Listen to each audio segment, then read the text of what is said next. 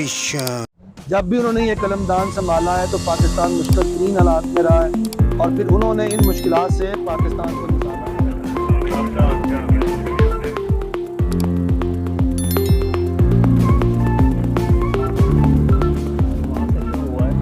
जो 2017 में वापस आना, मुल्क के अंदर जितने भी लोग हैं उनकी दुआओं के सिले में वापस आए। अस्सलामुअलैकुम सर, क्या हाल है? ठीक है सर। ये आज के हवाले से बताएं, जो इसाक डार साहब आए हैं और ये हलफ भी आज उन्होंने ले लिया है, और मुझे ये बताएं कि इनके आने की वजह से क्या डॉलर और महंगाई में कमी आएगी? बिल्कुल जी, इसाक डार साहब तशरीफ़ ले आए हैं। इसाक डार साहब हमारे वो तारीख़ी वज़ीर ख़जाना हैं कि जब भी उन्हें वज़ारत ख़जाना मिली है, जब भी उन्होंने ये कलमदान संभाला है तो पाकिस्तान मुश्किल तरीन हालात में रहा है और फिर उन्होंने इन मुश्किलात से पाकिस्तान को निकाला है। वो काबिल एहतराम शख्सियत हैं, मेहनती हैं, ज़िम्मेदार हैं, ज़हीन हैं और पाकिस्तान की मईशत को समझते हैं। और हमें बड़ी कवी उम्मीद है कि डार साहब जब इन ज़िम्मेदारियों को बाकायदगी से संभाल लेंगे और जब वो अपनी फॉर्म में आएंगे तो फिर डायर की शामत भी आएगी, याद रखें। फिर महंगाई का जिन जो है, जो बेकाबू हुआ है, इसको बोतल में हम दोबारा बंद भी करेंगे।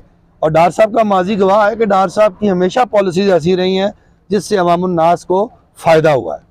सर, आप ताजरों की सरबराही में करते हैं, तो मुझे ये बताएं, जो इस वक्त अवाम का सवाल है, अवाम इस हालत में अगर 2023 का इलेक्शन आता है तो क्या आप समझते हैं कि नून लीग इलेक्शन जीत पाएगी इस हालात में, जो इस वक्त महंगाई के हालात हैं? देखें जी, महंगाई जो है वो बहुत ज़्यादा हो गई है, इसमें तो कोई शक नहीं है। लेकिन ये महंगाई हुई क्यों है? ये महंगाई इसलिए हुई है कि इमरान खान ने IMF के साथ एक मुआहदा किया था, और जब इमरान खान को मालूम हुआ कि वो मुआहदा जो है वो महंगाई का सबब बन रहा है और जब उसकी हुकूमत जा रही है तो उसने सब्सिडीज़ दे दी और उस इंटरनेशनल ऑब्लिगेशन से इनहराफ किया और पाकिस्तान की साख को तबाह और बर्बाद करने की एक साजिश की। और इमरान खान ने पाकिस्तान को डिफ़ॉल्ट में मुब्तला करने की साजिश की।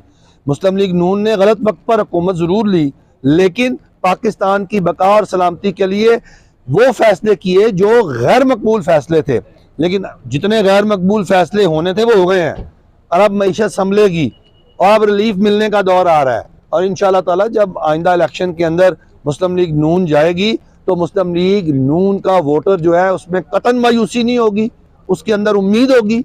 और वो इसी उम्मीद को लेके जब आगे जाएगा तो ये जो आज इमरान खान जो नज़र आ रहा है आपको कि वो कह रहा है कि जी मेरे साथ बहुत लोग हैं और अवाम का समुंदर है, इंशाअल्लाह ताला इमरान खान को उसके हवारियों समेत हम बहा ले जाएंगे।